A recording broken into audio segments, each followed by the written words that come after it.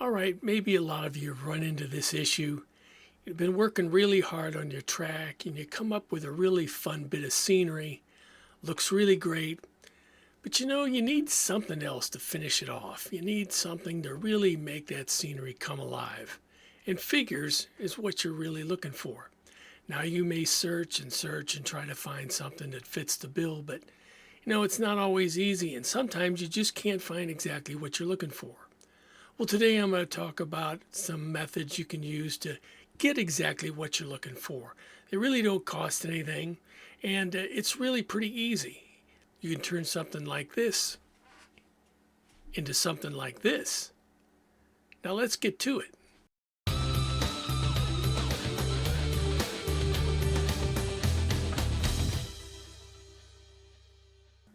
All right, so the first thing you want to do is try to decide what kind of figure you're looking for. In this case, hopefully it's something pretty specific that you can't find anywhere else. So let's say on my track I have a grocery store and I want to put a grocer outside of that grocery store, maybe watching the race. Now there's a few different ways you can get that particular figure that you're looking for.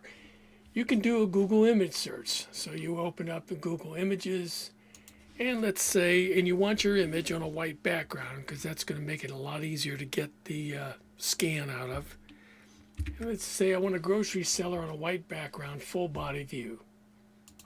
So I do a Google search and you'll get a lot of different stuff like this. So I'm looking through these and hey, that one looks pretty good. And sure enough, there's a guy at this grocery store, apron on, looks pretty good. He's on a nice white background. So you can take that image right there, save that image since you're using it for your own use, and put that into a folder.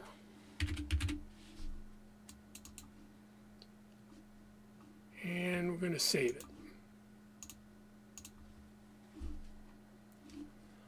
Alternately, there's another way you can do this. You can go to a service like you could use Gemini, you could use ChatGPT, go to images, describe the image you want. So we'll put on the same thing. Let's just say I want a grocery seller. Sometimes you want to be a little more specific if you're, well, in this case I went ahead and hit the thing before I wanted to, but let's see what it comes out with. It's working, and you get a grocery guy. Now I don't need the stuff here, and he's actually got some groceries in his thing, so I can go back here and say, okay, remove the groceries on the ground. He's a grocery seller with fresh produce. And there he is. So what I want to do is I'm going to take this, I'm going to save that image, and we're going to put that in my file. Okay, so where we go from here? Well, if I'm happy with that, I think, I'd like to have a guy that looks like that on my message. What I'm going to go to is another site.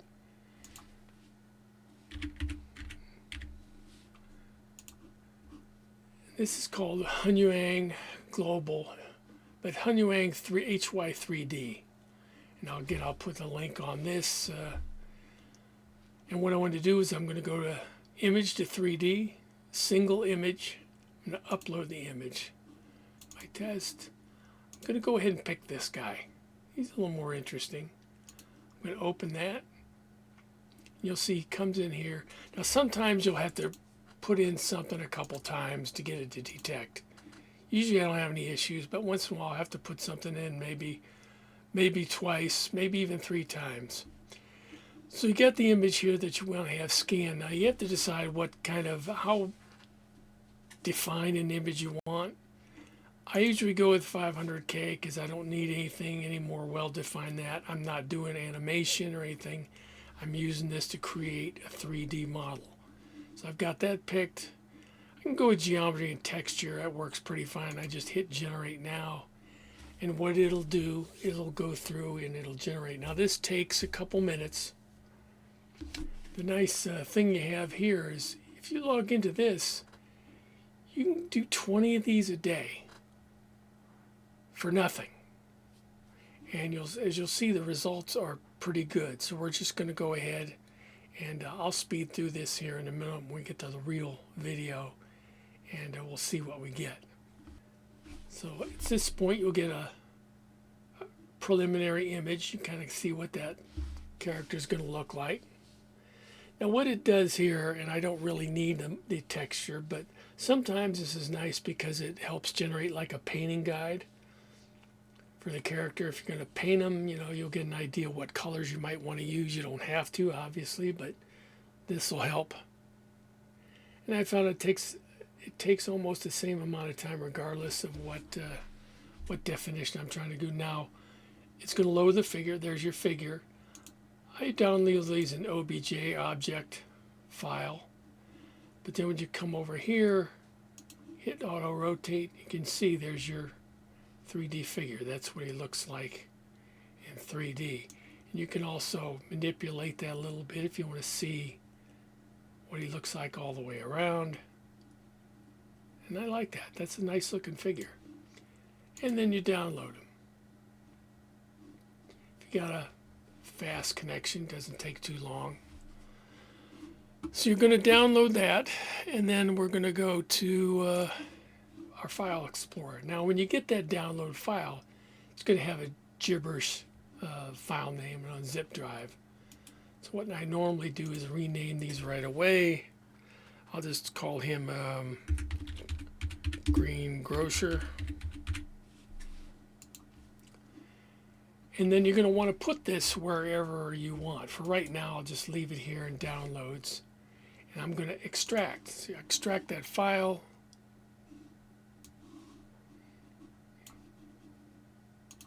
Show files extracted, and then you'll open up a folder. Now the file you're going to print, this OBJ file, you want to rename that one also because, so you'll be able to remember what it is. So we're going to call him as well. So now we got an object file that's ready for our 3D printer. So next step, we're going to go ahead and we'll get that, put that in the 3D printer. I'll show you what you get. Okay, so next thing we want to do is open up our slicer. We're going to get ready to print this on a 3D printer. I'm using a Bamboo A1 Mini to print these things. See a couple other things I've printed. This camera. Just one that it's been a pretty difficult one to print out. I actually usually get this in pieces and I have to put them back together, but that's an example of one thing I've done, and some other stuff. But in any case, here's the blank plate, and we're going to put our figure on that. So we go back to Green Grocer, and we're just going to pull that right, put him right on the plate, and he's going to load. Now, sometimes you'll get the objects are really small, and you just want to rescale it in a size you can do something with. In this case, I said yes. So you'll see there's a figure there. Now this figure usually, it'll put these figures on their side. Now this is still a pretty small figure. So first thing I do here is go ahead and stand him up 90 degrees. That's generally the size I'm going to print him. And then we're going to go to the size and decide what size we want him. How tall do we want this guy to be? Now I have this at the uniform scale, so he's scaled, height, width, depth, everything the same. Most of my characters, I make them anywhere from 54 to 60 millimeters high. 54 is kind of the standard for a 32 millimeter figure. Sometimes I go a little higher because some of the vintage or legacy figures I have, some older plastic figures, run a little bit higher than 54 millimeters. Sometimes they go up to 60. So I run my figures generally up. And I customize them basically on where I think they need to be. So this guy, let's say he's medium height. I'll run him a little bit higher, maybe up to 56 millimeters. And you can see then what happens there. That's what he begins with. Now you can also adjust the proportion here a little bit. This guy, maybe maybe I got this guy to be a little bigger, a little heftier, or whatever. Click off uniform scale. You see the X, which is the width. Come by. Let's make him 23. Boom, he's a little bit wider. And might make him a little, maybe eat some of those groceries. Although that looks like pretty healthy stuff, but make him just a little bit wider that way. Sometimes, helping the character get a little bit thicker makes it a little bit easier to print. Now you can print them this way. Personally, I have problems printing stuff. I mean, you can print them on their back. For whatever reason, I prefer to put my characters on a base of some kind. So I put a primitive, which is basically a disk. You can take that disk, resize it. And I usually put my characters on that. Something like that. And you can adjust the thickness of that disc too. Sometimes I run it up a little bit thicker to make sure it's well bonded to the character, that those feet are set securely onto the base. In this case, I'll do that. Take those two parts and merge them together so I've got one piece now, and then I can go ahead and print this. And you're ready to go. So that's essentially how you can get a custom figure on your printer. Now you could alternatively just, if you have a friend with a 3D printer, or you could, just send this file somewhere and get it printed, and basically same result. So that's how we do that. Now let me give you a couple other examples of how I use this technique to get some specific figures that I wanted. On one part of the track I have a beer garden. So for the beer garden, obviously you need an Oompa band. Now I can't find any figures of an Oompa band available. I found some figures of an Oompa band, and I also needed some people in that beer garden to be drinking beer out of beer steins. So I found a group of people there. Again, these were all created with ChatGPT. Just put in the description of the person I wanted on a white background, and that's what I got. And here are the figures I got from there. They all turned out pretty good. Here's another example. I have a brewery on the main street of my track. I needed a guy pushing a beer keg down out of the brewery down the street. So I found a picture, had him scanned, and here he is working. There's also a wine cellar. Needed a couple people there to be standing outside, maybe a proprietor and a customer. Scan those pictures, and there they are out in front of the store. One of the other examples I have here is a bookseller. There's a bookstore on the street. Scan this image of the bookseller, got the scan, put them in the printer, and here he is in front of his store. Now I've used this same technique to do historic figures like Wide World of Sports commentator Chris Economaki. And another specific example is racetrack cameramen. A lot of us, I know a lot of people out there have expressed some frustration because a lot of camera people available out there are using cameras that are, maybe 50, 60 years old. If you look at modern like WEC or F1 pits, most of the camera people in those pit areas, they're all geared up. They have helmets and suits on. So I want some figures that reflect that. Also, modern cameramen, a lot of them use these Steadicam units, those big bulky units that are weighted to give a nice smooth appearance.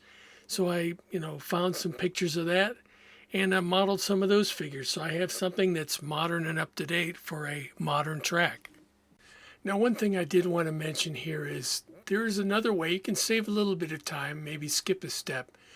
And that's where you can go directly from text to image to 3D all in one step. The Hunyuan site offers that capability where basically you can put a text description of the character you want and it'll go directly into a 3D character. In fact, they give you like 4 different options. What I've found there though is when they go direct to 3D, some of those options look really cartoony, they're out of proportion.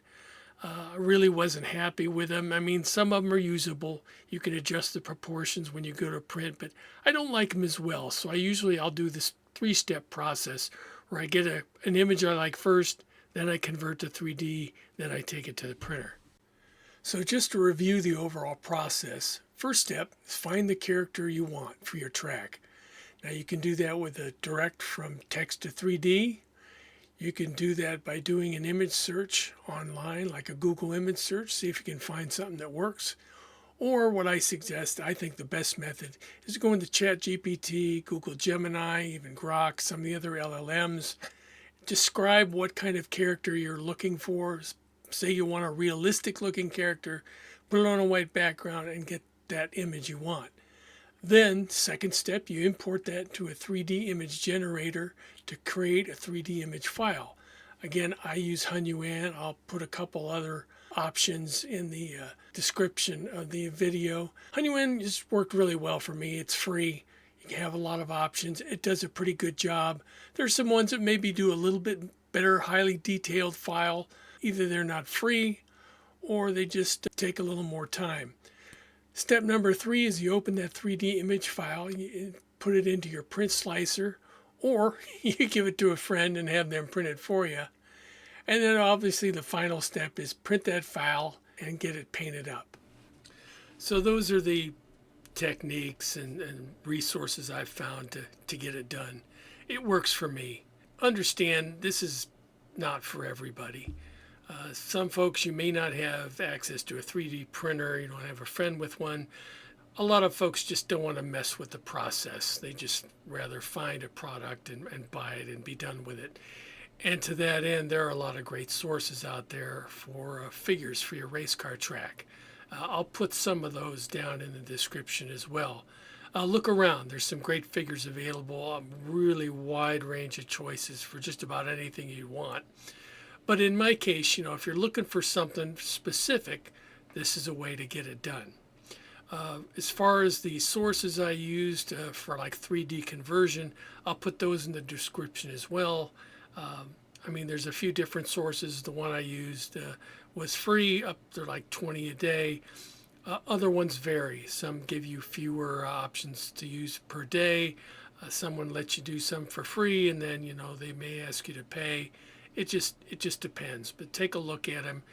The output quality varies as well, so that's another thing to keep in mind. I gotta look over my notes here since I had my eyes done. It's hard to see things up close, but I'd just be remiss. A couple things I want to mention. I want to congratulate Easy the channel. They got 400 subscribers. That's great. Another great friend, slot.it, Dave, celebrated 5,000 subscribers for his channel. That's really great. Check out both those channels of videos. Dave's got a great one. He got to open some packages from his wife that he got every time he gets 1,000 subscribers, so that's pretty good. I've got some things to keep me busy. I've got some stickers going out. I think I've got some coming back. Got some new ones. I've got this one just came up with, in addition to, I've got the always popular Slotosaurus Rex in addition to the classic.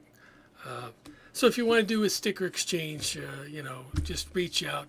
My email is in the about thing on the YouTube channel, so take a look. Just reach out. I'll be happy to do exchange for you. That'll be fun. So until next time, again, if you found this content useful and this process helpful, be sure to like and subscribe. If you want to boost the video, that would be great as well. We'd really appreciate it. And until next time, get on that track, get your hand on the trigger, and step on it.